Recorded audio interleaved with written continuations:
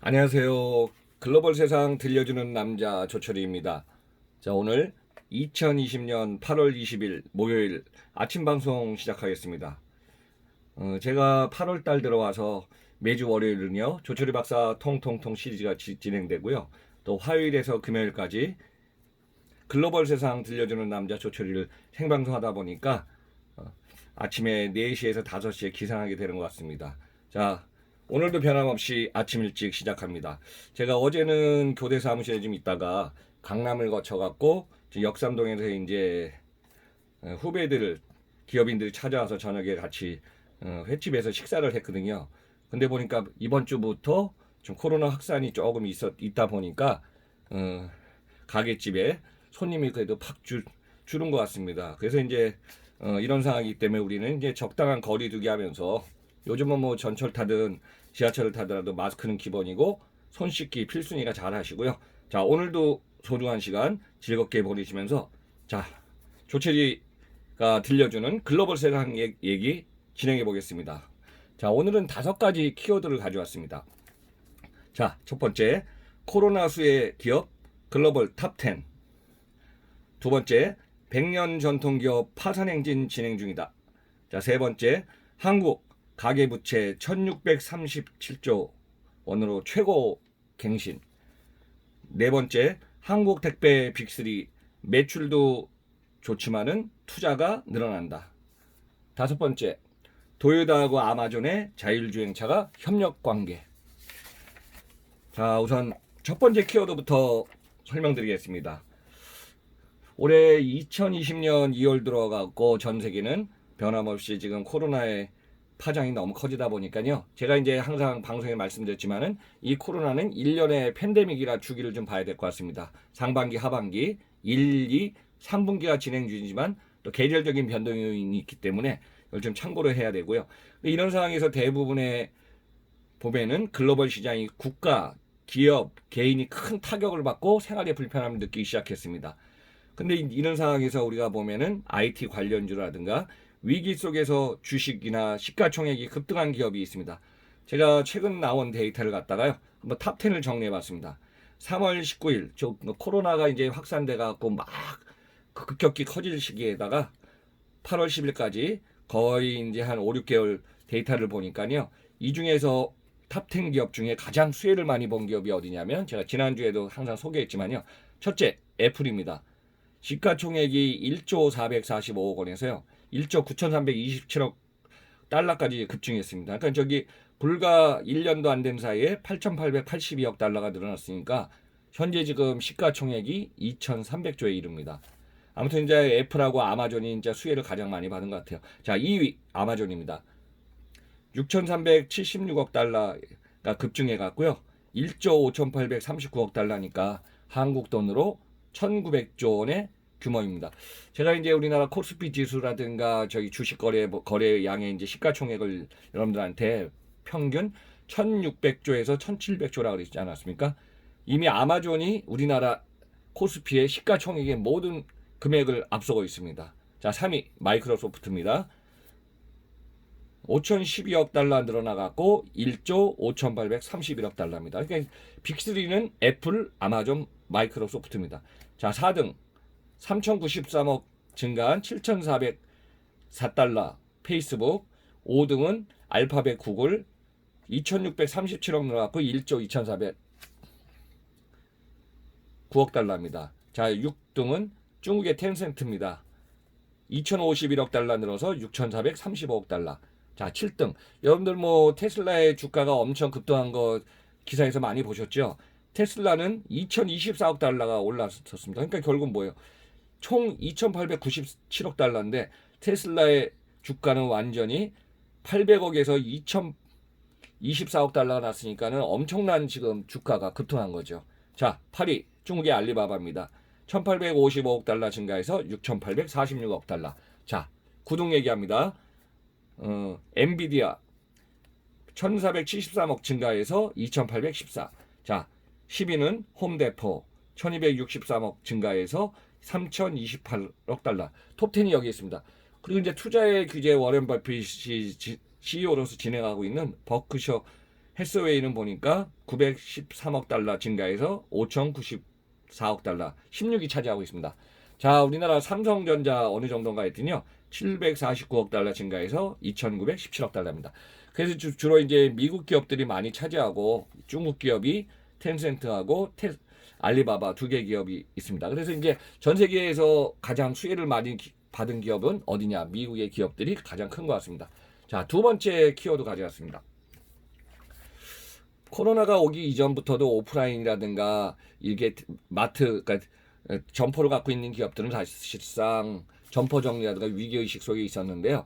이번 상황에서는 지금 오프라인, 온라인 떠나서 융합형으로 지금 가고 있기 때문에 항상 거리두기도 있지만은 사람들이 만나는 것보다도 빠른 주문에 빠른 배송을 원했거든요. 그러다 보니까 보통 이제 기업은 고잉 컨선이라고 했고 계속 유지하는 게 기업의 가치인데, 기업이 100년 전통을 이어간 기업보다 최근에 10년, 20년, 30년에 생겨난 신생 기업들이 가치도 올라가지만은 빠른 속도로 지금 경쟁력을 갖다 확보하고 있습니다.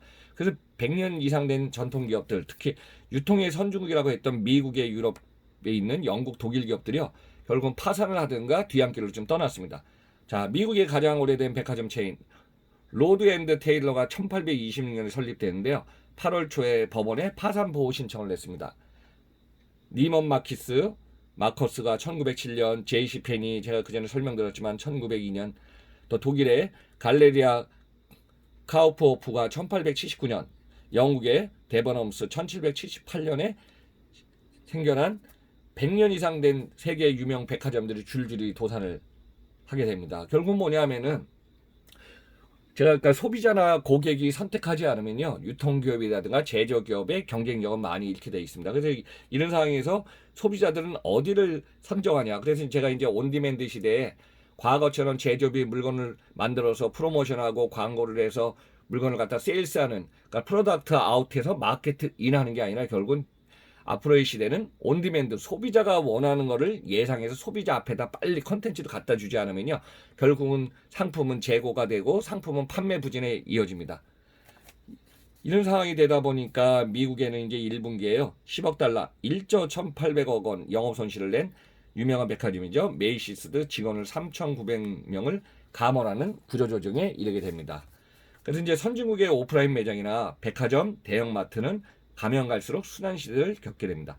여기 이제 한국의 백화점이 지금 선방하고 있다고 얘기를 하는데요. 8월 18일 유통업계 데이터를 보니까요, 자, 우리나라도 코로나가 시작된 2월부터 해서 3월 달에는 백화점 세 군데요, 롯데, 현대, 신세계, 빅3도 매출이 양 엄청 30%가 다운됐거든요, 전년 대비. 근데 4월부터 감소폭을 줄여나가더니 하반기에는 전년 대비 이제 플러스 상황이 지금 돌아오고 있습니다. 그래서 이제 6월, 7월 매출은 전년 동기보다 한 1.2, 0.3이 증가해 갔고요. 주로 이제 우리가 해외도 못 나가지만은 뭐 명품 같은 거, 또 가전 이런 쪽이 지금 서서히 회복세를 보이고 있습니다. 그래서 이제 백화점의 유통 구조가 운명을 가르는 주요 요인이 되기도 하는데요. 뭐 제가 이제 미국 백화점도 직매입 거래 비중이 너무 높은데 한국은 지금 최근에 특약 매입을 중심으로 해서 움직이고, 또 온라인 쪽으로 온라인 전용몰, 온라인 전용 물류센터 쪽으로 지금 강화하면서 고객의 구매라든가 고객의 라이프스타일의 행동을 갖다가 빨리 서치해 갖고 그걸 갖다가 지금 움직이고 있습니다. 자, 대표적으로 이제 올해 제가 빅3 보니까요, 신세계 매출이 5조 72억을 갖다 2020년 예상해 갖고 전년 1조 한 3천억 달러가 좀 줄어들 걸로 예상하고 있고요. 롯데쇼핑도 16조 7,042억을 예상해 갖고 1조 달러가 좀 감소할 걸로 보이고 있습니다. 자, 현대백화점은 좀 선방하네요. 2조 2,794억 달러로 오히려 한 800억 정도 매출이 증가할 걸로 지금 예상을 하고 있습니다. 자, 세 번째 데이터 갖고 왔습니다. 한국 가계부채 1,637조 3천억 원, 가면 갈수록 최고치를 갱신합니다. 자, 가계부채를 해갖고 주로 어디를 투자하냐면 여러분들 다 아실 거예요. 우리나라는 투자해 보여요. 가장 크게 부동산. 뭐 부동산의 뭐 정책이 뭐 22번이다, 23번이다 그냥 내놓은 정책이 너무 바뀌다 보니까 이쪽이 중요해요. 그러면 우르르 가갖고 투자 가치 올라가고 그러지 않았습니까? 또 주식 같은 경우도 코스피가 24,000까지 올라갔다 최근에 이제 주춤하고 있는데요. 그래서 지금 부동산하고 투자 쪽에 우리가 이제 투자자들이 사자, 그 다음에 여기에 대해서 이제 가치를 올리자 그래갖고 지금 이쪽으로 가는 상황입니다. 그래서 2분기에 가계신용 잔액 같은 경우는요. 조금 전에 설명했지만 1637조지만은 전분기, 1분기, 2분기, 분기별로 이제 데이터를 갖다가 분석하거든요. 그래서 전 1분기보다는 25조 9천억 원 그 정도가 급증했습니다. 그래서 이제 대출을 받은 거를 집 사고 주식 사고 이런 쪽으로 지금 많이 갔기 때문에 미국 못지않게 우리나라도 부동산 주식이 지금 평균 1.5라든가 뭐 저점은 1,500까지 가다가 2,400이니까 거의 뭐 완전 반등한 거죠. 그래서 이제 이런 쪽이 가고 있습니다. 그래서 사람들의 이제 심리가 어떤 심리인가 보니까 더 늦기 전에 집 사려는 패닉 바잉 흐름이 와 있고요. 또 주식 투자 열풍으로 대출 수요가 계속 지금 급증하고 있는 상태입니다. 제가 이제 어제 8월 19일 날 코스피 한번 딱 정리해서 보니까요. 2,360으로 장을 마감했습니다. 하루 거래량은 12조 3,675억 원을 거래했는데요. 지난주에 최고치가 8월 13일 데이터네요.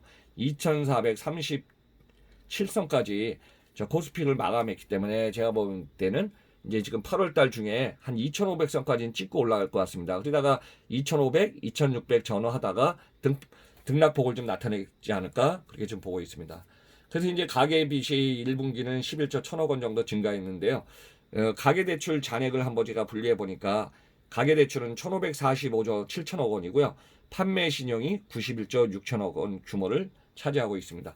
그래서 이제 그 중에 우리나라가 지금 부동산 주식의 수요는 당분간 계속 급증하다가 이제 반등 급락을 할 것 같은데요. 제가 코스피 1위 기업을 한번 좀 갖고 왔습니다. 자, 어제 데이터입니다. 마감한. 자, 삼성전자 주가가 57,800원으로요. 345조 원의 시가총액을 갖고 있습니다. 자, 2019년에 이제 삼성전자는 230조였는데 올해 목표는 3조 원 늘어난 233조 원을 예상하고 있습니다.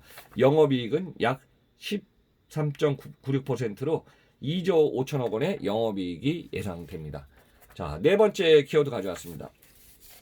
자, 최근에 이제 전자상거래 급증에다가 또 코로나의 여파로요.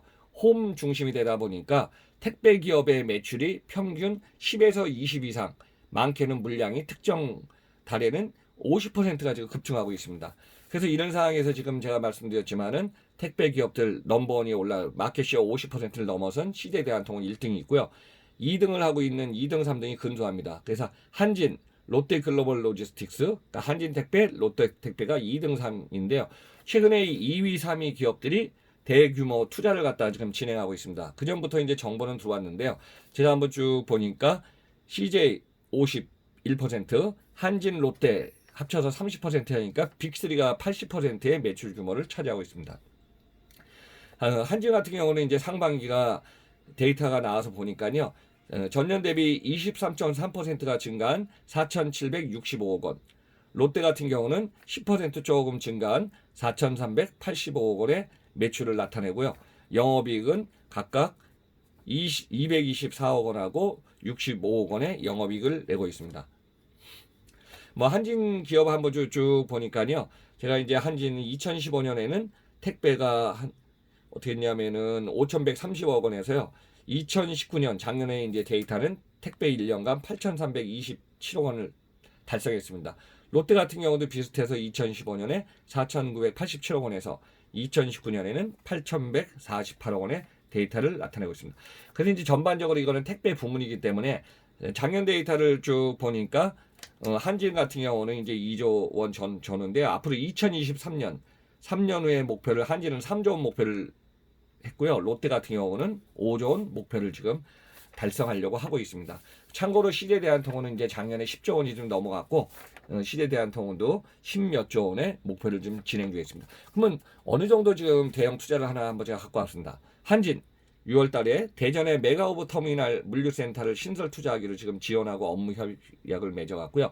2,850억 원을 투자해서 2023년도에 지상4층 대전 메가오브 터미널을 갖다가 만들기로 했습니다. 보통 이제 택배는 터미널로 들어오면 터미널이 이제 뭐 입고 출고해서 이제 분류하는 물동량이 있거든요. 그래서 지금 현 170만 박스에서 이게 완성되면은 하루 260만 박스까지 가능할 걸로 보이고 있습니다. 자, 롯데 같은 경우는 이제 3천억 원을 투자해 갔고요. 충북 진천 초평 운암 산업단지에 메가허브 터미널을 지금 구축 중에 지금 들어가 있습니다. 아마 작년부터 제가 진행한 걸로 알고 있는데 2022년 완공을 목표해서 지상 3층 규모의 물류센터를 짓기로 했습니다. 자, 택배 1위 기업 시대대한통운은 제가 지난주 택배의 날에 택배 쉬는 날에 제가 특집으로 설명드렸지만은 1,445억 원을 투자해서 풀필멘트 서비스에 지금 투자하고 있고요.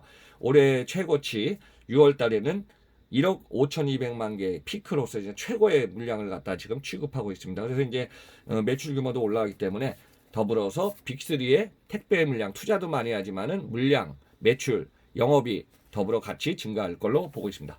자, 마지막 5번째 키워드입니다. 자동차 업계 빅3에 포함된 도요타 자동차하고요. 그다음에 조금 전에 설명했지만은 아마존이 자율주행차를 개발하기로 했습니다. 자, 자동차 업계 빅3 하면요. 폭스바겐, 도요타, 닛산, 미쓰비시가 이제 작년에 1,000만 대 이상을 생산했거든요. 근데 올해 같은 경우는 이제 생산 판매돼서 거기까지는 못 미치지만은 최근에 도요타가 1위로 올라섰다는 데이터가 있습니다. 뭐 한 몇 년 전에는 아마 도요타가 계속 1등 하다가 폭스바겐한테 자리를 물려줬죠. 그래서 이제 도요타하고 전자상거래 1위가 아마존이 업무 제휴를 해갔고요.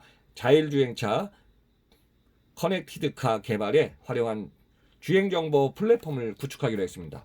결국은 1위 기업끼리 같이 하다 보니까 도요타하고 아마존의 자회사 아마존 웹 서비스죠. AWS의 클라우드 컴퓨팅 서비스를 커넥티드카의 정보 기반으로 활용하기 위해서 AWS 업무 제휴를 좀 확대하고 있어 갖고요.